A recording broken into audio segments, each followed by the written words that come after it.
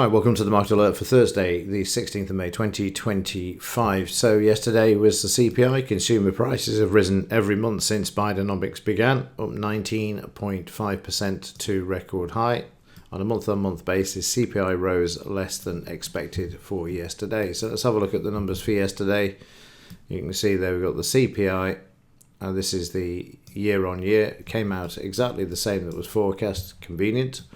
And the month-on-month, which was referred to in the headline there, down 0.1, down to 0.3 from 0.4. So not a lot to shout about, but as I've said before, they don't need too many excuses to move the markets to the upside, and that's exactly what we saw yesterday. Trifecta of dovish news, consistent with Fed cutting in September. So note this now, cutting in September, the doves have returned. Wall Street reacts to weaker CPI print. I mean, 0.1, it's incredible, isn't it?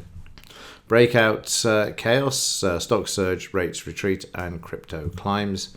I did say this in yesterday's alert, it wouldn't take a lot to spike the market to the upside.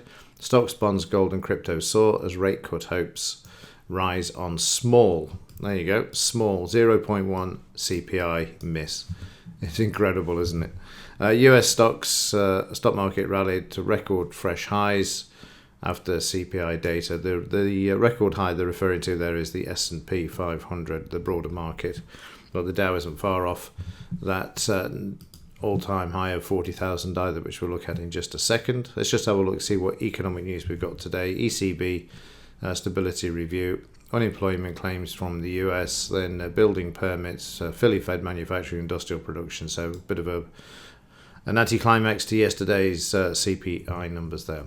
Right, let's kick off. Let's have a look at the Dow and see if we've done the 40,000 overnight. So in the Dow, we can see the market moving sharply to the upside. Yesterday, the 40,000 has been on the cards for a long time. And currently, we've got yesterday's high, which is this one here. That was at 39,958, so 42 points off. And at the moment, let's just have a look. I think we've just made a new one here. Let me just squeeze this down a bit and then draw it in. So we're at 39,987, so 13 points off 40,000. That will happen today. And in the further out markets, so we just have a look at those, you will see that the 40,000's already happened on the June futures, the September futures, and also December 24 and March 25 there.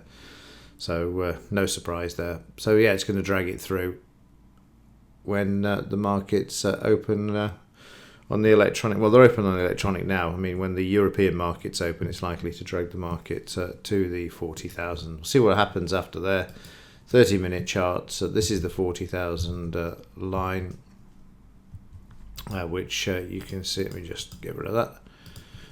Which you can see just here, that red line at the top there. For some unknown reason, the drawing tool has stopped working. We're back. Yeah, this red line here, and we're just above yesterday's high at the moment.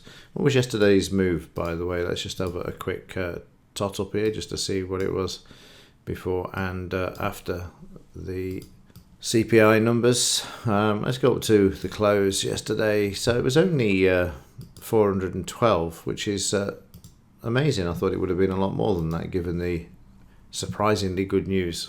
Let's put it that way. Right, let's have a look at the German DAX.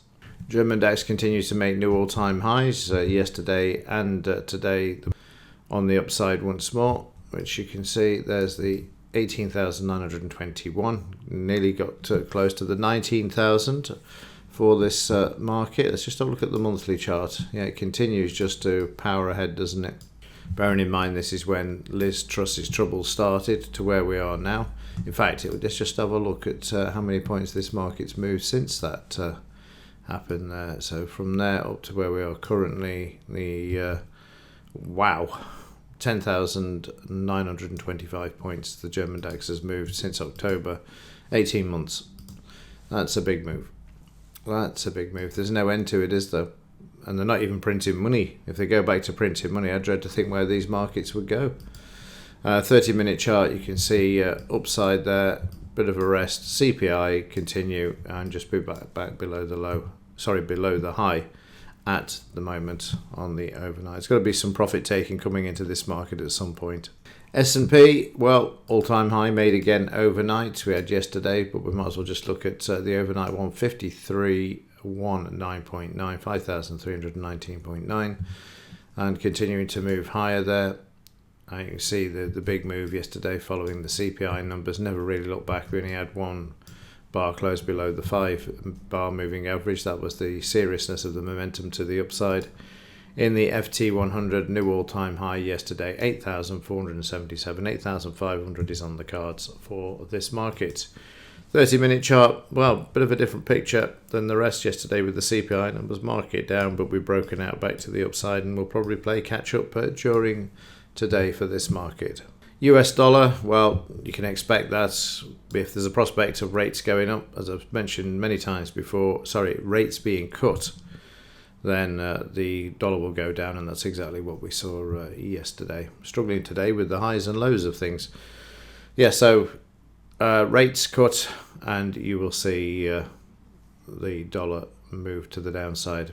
Increasing interest rates is what supports a currency.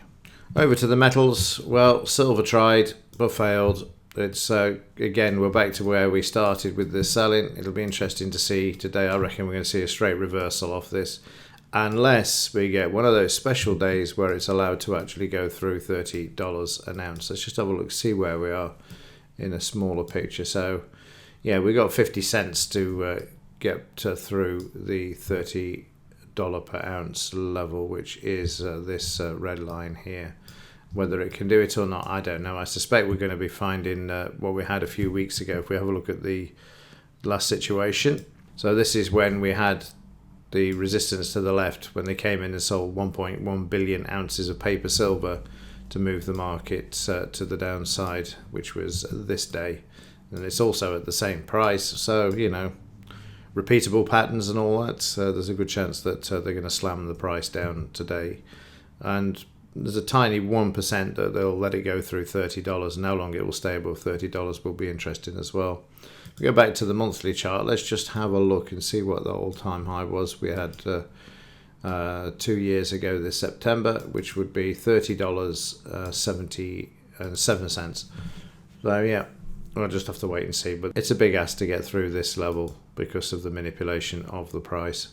In the gold market, dragging its heels compared to the silver move yesterday, and the 30-minute chart there just showing the up move. So let's have a look at the gold-silver ratio. This is the weekly chart of the gold-silver ratio because we've come down to this level here. Again, it's an area where you could expect to see the market move up, and then you've got this one here as well, just below the 80. So there's a lot at stake here to actually get this gold-silver ratio moving to the downside.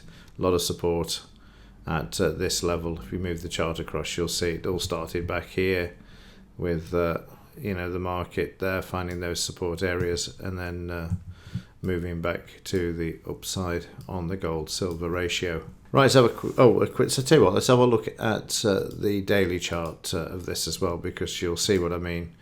If we just expand the charts, and you'll see they're already starting to bring the gold-silver ratio back up, which means that, again, is adding to the fact that it could be a down day and see the gains of yesterday being taken away in the silver market. Right, so a quick look at yesterday's trading session, which was lackluster for the German DAX all the way through, really, until we had the release of the CPI numbers, and then I got a reaction to that, but there were no signals, market being brought up in the mid-morning, but nothing waiting for those CPI numbers. Stuck at the high, the 200 MA and the previous day's close. Then we got the numbers out. 0.1 was all that was required. Market moved up, then drifted back down. The German DAX wasn't convinced of this and then traded sideways all afternoon, as can be seen there. So a bit of a non-event as far as the German DAX was concerned. But of course, like the FT100, the idea is to move the market to the all-time highs on the overnight when there's little selling and resistance in the markets. Quick look at overnight, and the market is below the high, as we've already seen, and stuck in the sideways range. Get rid of a few people before they bring the market back to the upside. They've got no reason not to do this at the moment, have they? So there we go. That's a quick roundup of events from yesterday and what is likely to happen today, particularly in the metals markets. All-time highs. The market tends to have a bit of a breather as well, particularly the Dow at 40,000. You may see a bit of a sell-off from that as mission accomplished. Okay, that's it for this one. As ever, thanks for watching. See you in the next